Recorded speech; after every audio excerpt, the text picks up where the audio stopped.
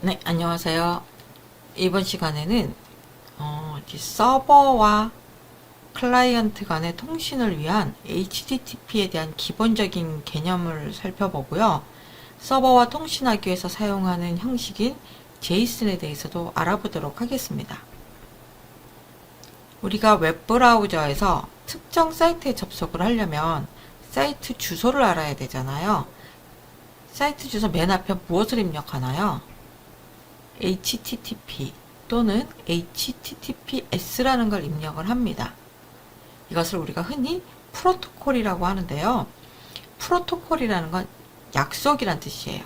약속된 규칙, 즉 웹브라우저와 인터넷에 있는 웹서버 사이에 어떠한 식으로 자료를 주고받을 것인지 미리 정해놓은 규칙을 HTTP라고 얘기를 합니다. 그 HTTP를 통해서만 웹브라우저하고 서버 사이에 통신을 할 수가 있는 거예요. 요즘에는 이제 HTTPS로 바뀌는데 끝에 붙는 S는 security, 그러니까 보안이 강화된 HTTP란 뜻입니다. 여기서 그냥 한꺼번에 묶어서 HTTP라고 설명을 드릴게요.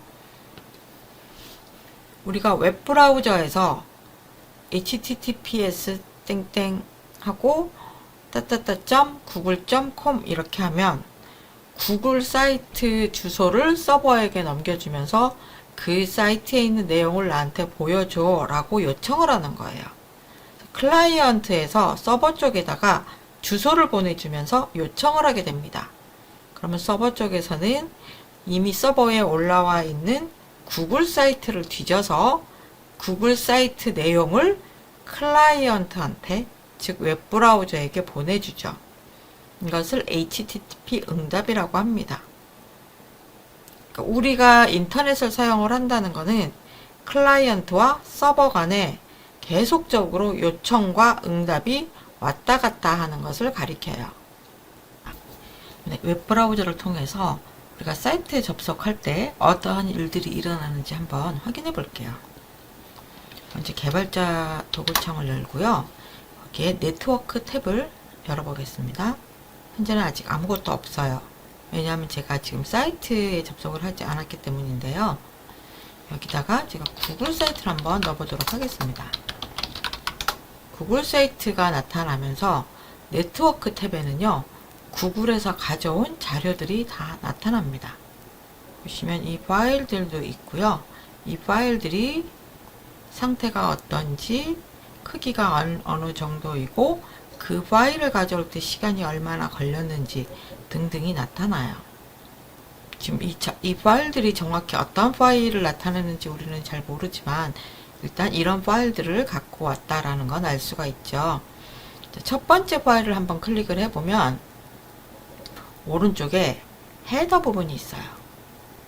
요청 헤더는 우리가 구글 사이트를 보여달라고 서버한테 HTTP 요청을 보내죠.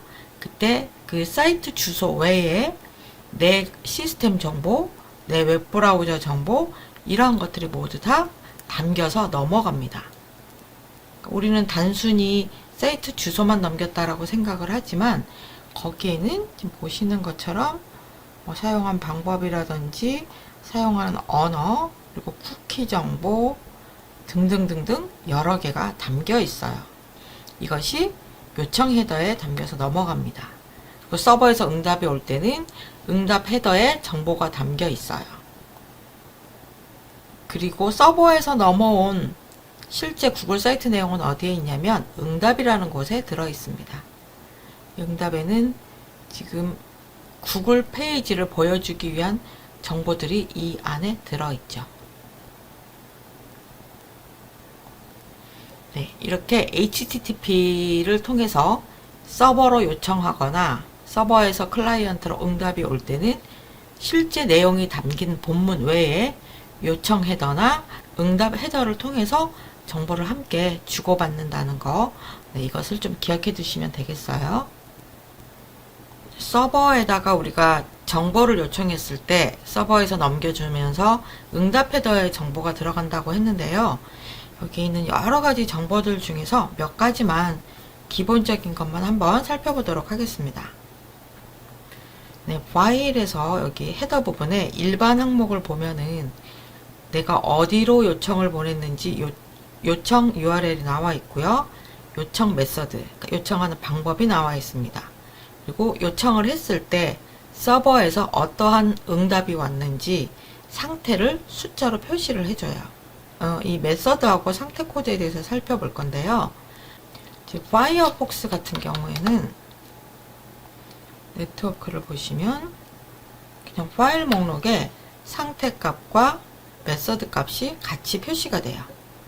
우리가 알아보려고 하는 건 이 메서드하고 상태인데 파이어폭스라면 네트워크 탭에서 바로 확인할 수가 있고요. 구글 같은 경우에는 헤더에서 일반 영역으로 들어가셔야 여기서 메서드하고 상태 코드 값을 볼 수가 있습니다. 먼저 이 메서드에 대해서 알아볼게요. 지금 보시면 포스트와 get 두 가지 형태가 사용되고 있어요. 우선 get 방식을 먼저 볼 텐데 get이라는 것은요. 서버에다가 어떠한 자료를 보내서 가져오고 싶을 때 서버에 자료를 요청하면서 그냥 공개돼도 상관없는 방식일 경우에는 get 방식을 사용을 합니다. 예를 들어서 구글 사이트에서 자바스크립트를 검색을 하게 되면 주소 표시줄에 이렇게 query equal 자바스크립트라고 공개가 됩니다. 그러니까 검색어는 주소 표시줄에 드러나도 큰 문제가 되진 않잖아요. 그래서 이 검색창에서 사용하는 서버로 보내는 방식은 get 방식을 사용하게 됩니다.